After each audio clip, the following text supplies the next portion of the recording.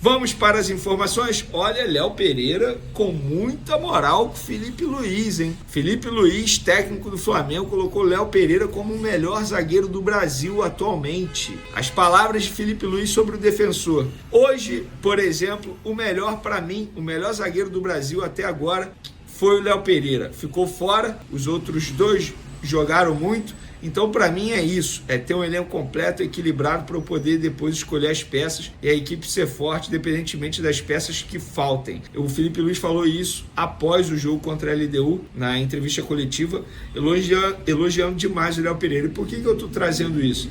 Porque hoje, inclusive, lá no SBT, eu até brinquei. Gente, qual é o time titular do Felipe Luiz? A gente não sabe. E aí montamos lá rapidamente.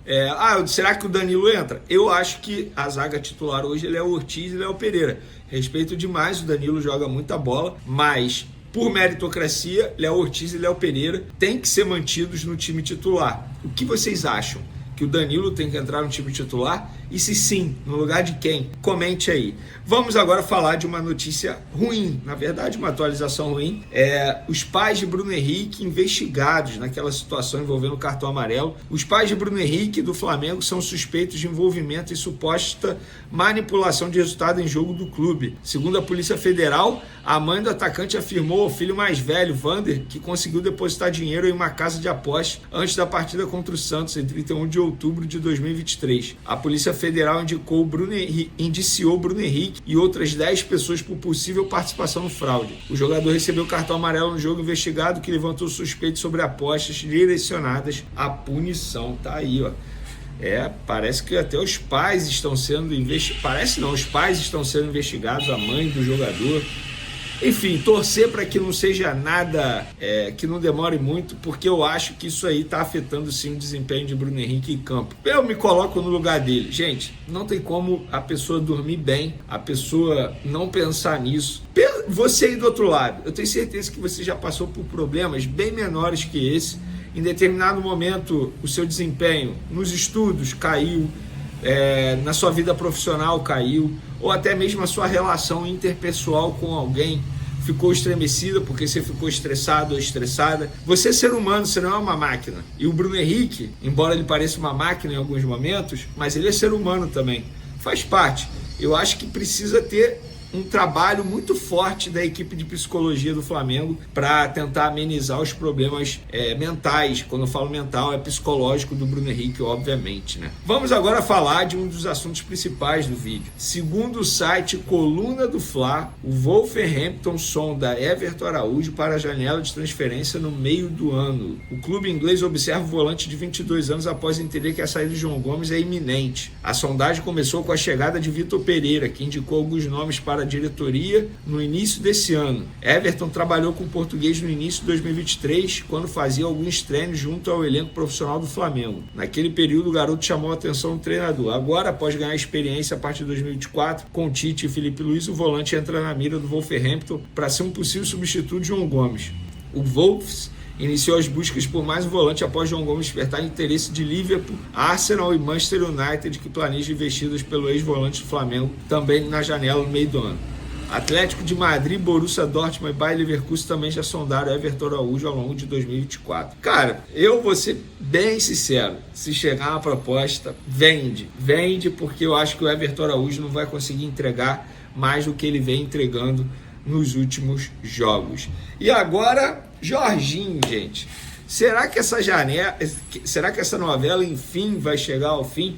Olha, antes de trazer aqui a informação, o que eu tenho, tá? O que eu converso muito com as pessoas. No entendimento das pessoas do Flamengo, não é se o Jorginho vai fechar. O entendimento que já tem um acordo verbal e que eles esperam, óbvio, que o Jorginho e os seus representantes cumpram esse acordo verbal. Qual é o acordo verbal? O salário já está fechado, ali, aqueles valores.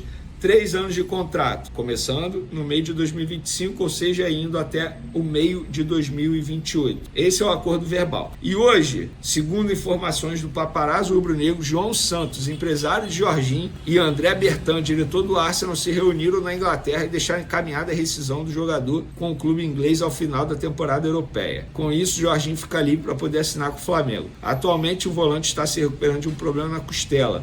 Agora o Flamengo vai precisar arcar com parte dos valores que o jogador teria que receber caso cumprisse o contrato todo. Então, para vocês entenderem, o Jorginho tem bônus a receber do Arsenal. Ele rescindindo com o Arsenal, ele deixa de receber esses bônus. E aí o Flamengo assumiria o pagamento desses bônus, pelo menos essa informação que eu entendi do paparazzo rubro-negro. Após essa publicação, eu procurei um dos empresários e a resposta que eu tive é: estamos esperando terminar esse mês para poder ver se realmente avançamos e fechamos o negócio. Foi o prazo estipulado por eles, até porque eles sabem que o Mundial está chegando, não dá para ficar esperando muito mais tempo. É isso, gente. O Flamengo tem pressa. Eu entendo a pressa do Flamengo, mas não acho nenhum absurdo se o jogador não conseguir a liberação imediata, não participar do Super Mundial. Vou relembrar aqui alguns nomes que vieram da Europa, estão enfrentando dificuldade em relação à parte física. Danilo, Alexandre, Felipe Anderson no Palmeiras. Não vou mencionar o Coutinho, porque o problema do Coutinho já vem há muito tempo dos problemas físicos. Não acho que foi o futebol brasileiro. Mas Danilo, Alexandre, Alex Telles no Botafogo em determinado momento também sentiu. Ou seja, embora o Alex Telles não tenha vindo da Europa, né, mas está encontrando dificuldade nesse calendário brasileiro que é insano. Então tem que ter cuidado. Eu daria aí um tempo de período para ele se preparar, até porque ele está em reta final de temporada lá na Inglaterra, e aí você promove um planejamento especial para ele de adaptação ao futebol brasileiro, para ele aguentar muito bem o segundo semestre aqui no futebol brasileiro. Então, enfim, é aguardar. Parece que essa novela está próximo do capítulo final. Para finalizar nosso vídeo, galera, eu vi algumas pessoas falando assim: Felipe Luiz falou que vai usar... Não, ele não falou que vai usar Vitor Hugo. Ele falou que quem define montagem de elenco é a diretoria e que ele dá os pitacos dele. Já falei, na visão da diretoria, o Vitor Hugo não se encaixa no estilo de jogo e ele não será aproveitado. Ele não será comprado pelo grupo do Southampton e ele não será aproveitado. A ideia é negociá-lo novamente por empréstimo. Ele tem contrato longo com o Flamengo até 2028 e essa é a ideia do Flamengo. Felipe Luiz não falou nada que quer usar o Vitor Hugo, não falou nada disso. Ele falou: olha, eu dou meus pitacos, agora eu dou minhas opiniões. Quem monta o elenco é o José Boto, a diretoria. Se quiserem contratar o Haaland, eles ficam à disposição para contratar. É isso, tá bom? Para vocês entenderem. Fala do Flamengo. A combinação o Pedro, o rubro-negro gostou, né? Tem um vermelho e preto ali. E os outros torcedores, como é que fica? Tem tanta cor na bandeira do Brasil, mas inventar cor não tem nada a ver. Olha, Pedro começou como titular no domingo, depois de tanto tempo, né? A atuação dele empolgou os rubro-negros e o técnico Felipe Luiz. A gente preparou uma reportagem falando da importância do camisa 9 do Flamengo e na volta a gente fala sobre outras novidades no time. A reportagem quem fez fui eu mesmo, então vamos ver. A camisa 9 do Flamengo foi a mais vista pelas ruas do Rio nesta segunda-feira. Também pudera, Pedro foi o grande destaque da goleada do Flamengo sobre o Corinthians por 4-0.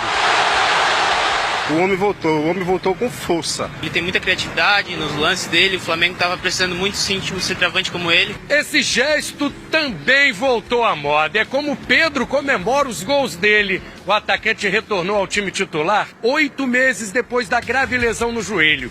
O Flamengo venceu o Corinthians, assumiu a liderança do Campeonato Brasileiro com 2 reverências do Pedro. Cada jogo eu busco dar o meu melhor e como atacante eu tenho que buscar o gol sempre, né? Então, nem sempre eu vou fazer gol, nem vai ser sempre 2 gols a cada jogo, mas buscar dar o meu melhor a cada jogo, assim como todos os companheiros têm feito. Rapaz, tiro e queda, o Pedro voltou, brilhou, camisa 9 do Flamengo bombando, todo mundo colocando o torcedor, né, satisfeito em ver o Pedro. Era o que estava faltando pro Flamengo, o sorrisão do Benê. Era o que estava faltando, Flamengo. Né, cara, o Flamengo tem uma diferença com o Pedro ali na frente, não tem jeito, A né? diferença é, ele sabe botar a bola na rede. Com o Pedro em campo, o Flamengo é muito mais letal. Sem sombra de dúvida, a gente pôde ver isso desde o retorno dele. Não é estendo para a seleção brasileira, isso. Não é coincidência. Pedro faz falta para a seleção também. Claro, é um jogador extremamente importante, assim, independentemente de quem seja o futuro treinador da seleção brasileira, a gente ainda não sabe, mas, por exemplo, falam muito do Ancelotti, independentemente de quem seja, o Pedro é um jogador cotado a disputar a próxima Copa do Mundo, obviamente, se estiver jogando o futebol que ele continua jogando mesmo depois da lesão. Mas não é coincidência, Flavinho, depois do retorno dele, o Flamengo continuou jogando bem, só que botou a bola na rede. Goleada contra o Juventude, goleada contra o Corinthians, poderia ter sido um placar ainda mais elástico. Então acho que o Pedro, a gente pode dizer que ele é o remédio que o time do Felipe Luiz precisava nesse momento. Porque a gente sempre questionou aqui, ó, o Flamengo cria muito e não aproveita as oportunidades. Por que não aproveita as oportunidades? Porque o time não quer? Não, porque os jogadores que estavam à disposição não têm a característica que o Pedro tem, que é um atacante goleador. O Juninho não é goleador, o Luiz Araújo não é goleador, o Everton Cebolinha não é goleador. BH é lado de campo. É, exatamente, mas o Bruno Henrique até eu boto ali que ele sabe aproveitar as oportunidades quando ele tem. É o jogador, digamos, mais letal na ausência do Pedro. Agora, o Pedro é matador, é um centroavante matador. Até nos tempos de Gabigol, o Gabigol também era um jogador que perdia muitas oportunidades. A gente lembra disso, fazia muito, mas também perdia muitas oportunidades. O Pedro não, é um jogador que precisa de menos tempo em campo para poder botar a bola na rede. Então o Pedro é a cereja do bolo feito pelo técnico Felipe Luiz. Era tudo que o Felipe Luiz precisava nesse momento. O Pedro é um jogador que, sem sombra de dúvidas, com ele em campo, o Flamengo é muito mais letal, muito mais perigoso para o adversário. Levaria o Pedro para a seleção, ô Pedrosa? Quem compete com o Pedro dentro das mesmas características, hein? Talvez Igor Jesus, né? O Matheus Cunha foi na última convocação, jogando um pouco mais de 10, mas ele pode fazer o 9. O João Pedro, que é o do Brighton. João Pedro. O Rodrigo Muniz, apesar de não ter sido convocado, é um centroavante que está fazendo uma boa temporada lá no Fulham, na Premier League. Mas hoje, assim, de característica idêntica do Pedro, não tem ninguém. Não tem ninguém. Eu acho que o Ancelotti chegando, talvez ele não utilize esse centroavante, camisa 9, que a gente já espera, porque ele vai ter Vini Júnior, Rafinha e o Rodrigo à disposição. Vini Júnior e Rafinha são jogadores da ampla confiança dele. E o Rafinha é simplesmente o melhor jogador do mundo na atual temporada. Então, assim, qual é o lugar do Pedro? É difícil, assim. Eu acho que o Pedro tem que ir para ser uma opção, sempre. Sempre pela qualidade dele. Agora, titular, eu não consigo cravar o Pedro como titular dessa seleção. Seria o Benzema do ataque do Real. Ele pode ser, mas dentre as peças que a gente está vendo, ainda tem Savinho, ainda tem, como eu falei, só jogador de lado Cunha. de campo. Não, o Matheus Cunha não. O Matheus Cunha que joga um pouco Entendeu? mais recuado, mas claro. Inclusive o Dorival estava no Maracanã, ele deve ter imaginado isso, né? Caramba, quando eu ia colocar o Pedro na seleção brasileira, o jogador que eu precisava, tô vendo aqui pessoalmente ele destruir meu futuro time. Ele chamou, ele exatamente. convocou e o Pedro Tentou, teve né? a infelicidade, a lesão aconteceu exatamente quando ele estava servindo a seleção brasileira.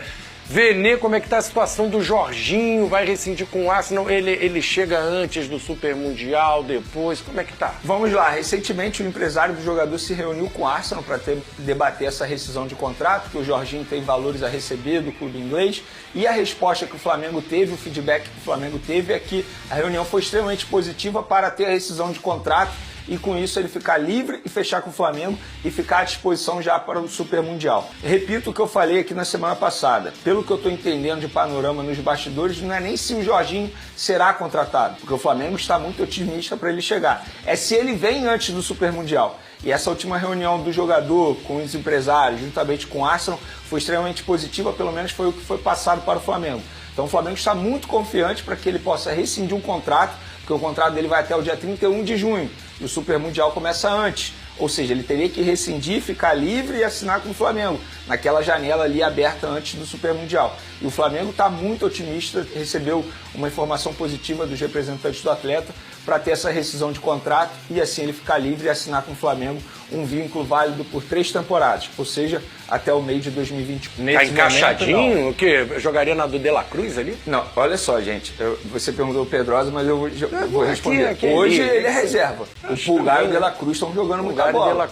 Eu respeito muito o Jorginho, muito mesmo, joga muito futebol, qualidade absurda, jogador enfim, se destacou na Premier League, vem jogando futebol absurdo, só que assim, não dá pra você simplesmente chegar e tirar ou o Pulgar ou o De La Cruz e botar o Jorginho. Eu acho que é meritocracia também. Então não muda muito então o fato de se ele não puder jogar o Super Mundial depois, muda muito na cabeça dos dirigentes do Flamengo? Não muda, mas é importante você ter um jogador do nível dele à disposição, né? Porque com a lesão, talvez ele não volte no ritmo. Tem que ver se vai ser em cima do laço, né? Mas ao mesmo tempo, se a gente for colocar, sem levar contexto de jogo e tudo mais, o Jorginho é um melhor jogador do que o De La Cruz e do que o Pulgar. Isso é fato, ele é um melhor jogador. Em nível, o Jorginho é um jogador melhor do que esses dois atletas. Mas em encaixe, eles estão muito bem.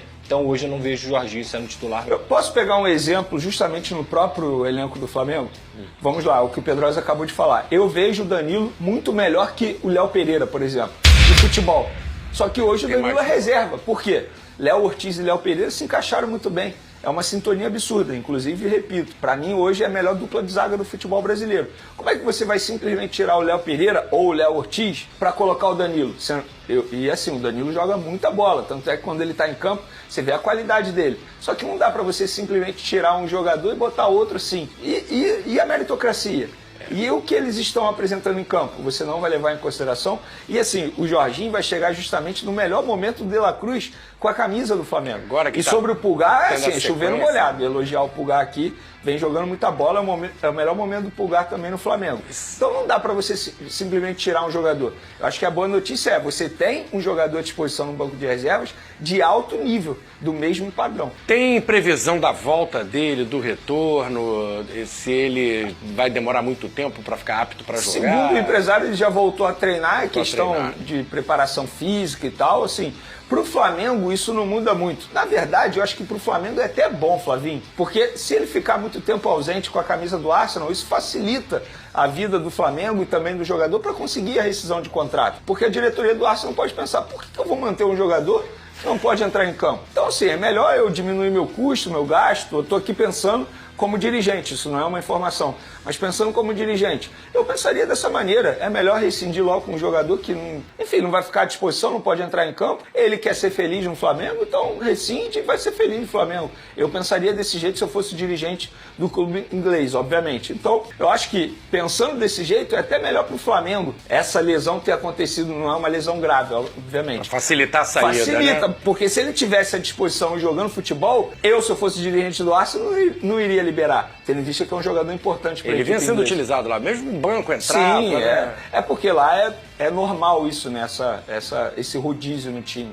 Não é porque ele é reserva, porque tá jogando mal, não. É muito mais característica de jogo a jogo também. O Botafogo anunciou o retorno. O mês de maio mal começou, mas o Flamengo já sente na pele o peso de disputar 3 competições de forma simultânea.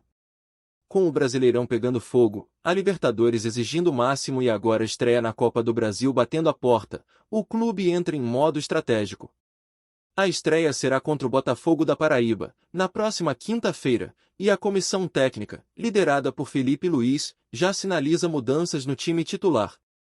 Depois de uma maratona pesada de jogos, o foco agora é preservar as peças-chave do elenco sem perder competitividade. O desgaste acumulado de partidas consecutivas e viagens longas está sendo levado a sério na Gávea, e o planejamento físico passou a ser prioridade máxima. O objetivo? Evitar lesões, manter o alto nível e seguir forte em todas as frentes. A primeira mudança já foi cravada, Matheus Cunha será o goleiro titular. Felipe Luiz revelou em coletiva que Agustín Rossi, o paredão argentino, precisa de uma pausa após 15 jogos seguidos. E convenhamos, é justo. O cara vem segurando a bronca desde o início da temporada. Mas ele não será o único poupado. Com a viagem até São Luís sendo longa e cansativa, mesmo com voo fretado, a comissão técnica vai avaliar caso a caso. Jogadores como Arrascaeta, que vem de 7 jogos como titular, têm grandes chances de sequer embarcar para o Maranhão. E não é só ele. Alex Sandro ainda está finalizando a recuperação de uma lesão na coxa esquerda e também deve ficar de fora. Tudo indica que o Flamengo vai com um time misto, forte, mas dosado. E olha que essa dosagem vai além dos nomes mais falados. Léo Pereira e Léo Ortiz, os 2 zagueiros que mais atuaram na temporada, também estão sob alerta vermelho do Departamento de Fisiologia. Juntos, já somam mais de 3.300 minutos em campo, algo que preocupa pela sequência pesada. Neste cenário, o jovem Danilo, que voltou recentemente de lesão, deve ganhar espaço. E pode anotar aí, Matheus Gonçalves, com 19 anos, está sendo cotado para ser titular. Felipe Luiz já elogiou o garoto publicamente e pode dar a ele uma chance de ouro para mostrar serviço. No meio, Alan e Everton Araújo surgem como alternativas viáveis para dar mais mobilidade e respiro ao time, sem perder qualidade na criação e marcação. Tudo será decidido após a reapresentação desta terça-feira, quando o elenco voltará aos treinos no Ninho do Urubu. Serão apenas 2 dias de trabalho antes da viagem, então cada detalhe contará. O técnico Felipe Luiz e o departamento médico vão bater o martelo juntos para decidir quem viaja. A ordem é clara: ninguém será colocado em campo se houver risco de lesão. Mais importante do que vencer a estreia é manter o elenco saudável para a sequência decisiva da temporada. Felipe, inclusive, foi direto: com certeza vou para esse jogo porque é muito importante para nós essa vitória na Copa do Brasil. O torcedor pode até ver um Flamengo diferente do habitual em campo, mas não verá um Flamengo menos competitivo. E uma coisa precisa ser dita: essa gestão inteligente de elenco é exatamente o que diferencia um time vencedor de um elenco esgotado no segundo semestre. O Flamengo aprendeu com os erros do passado e agora adota uma postura mais estratégica. Nada de time A ou time B fixo para a Copa do Brasil. A decisão de quem joga será feita jogo a jogo, rodada a rodada, de acordo com a condição física e o momento técnico de cada atleta. Isso garante mais justiça nas escolhas, mais intensidade em campo e, claro, mais chance de levantar taça no fim do ano. Quinta-feira é dia de estreia, e mesmo com desfalques, o Flamengo entra como favorito. A expectativa da torcida é alta, e a confiança, maior ainda. Afinal, quem tem elenco, tem tudo. E o Flamengo tem.